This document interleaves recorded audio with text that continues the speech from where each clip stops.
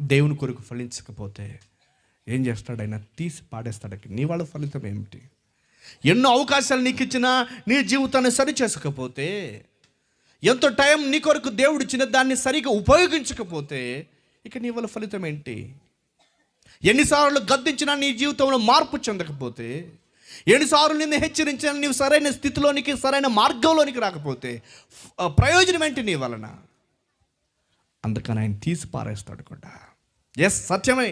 ప్రభు చెబుతున్న మాటలు అక్కడ అదే. నాలో ఫలింపని ప్రతి తీగను ఆయన తీసి పారేస్తాడు. జాగ్రత్త. నీ ఫలించావా? ఒక ప్రశ్న.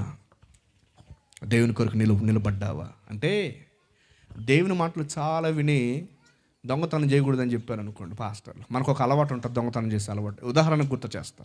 దొంగతనం చేసే అలవాటు ఉంది అనుకోండి. చాలాసార్లు దొంగతనం చేయడం మంచిది కాదు, అది వాక్యానుసారం కాదు, వాక్య విరుద్ధం, దేవుడు దానిని శిక్షగా నేరంగా పరిగణించాడని చెబితే, దొంగతనం మనకు చిన్నప్పటి నుండి వెన్నుతో పెట్టిన విద్య అని మరలా దొంగతనకు పాల్పడుతుంటే ఎట్లా ఉంటుంది? టైం చూస్తాడు, అవసరం వచ్చిన తీసి పాడేస్తాడు. ఇక అంతే.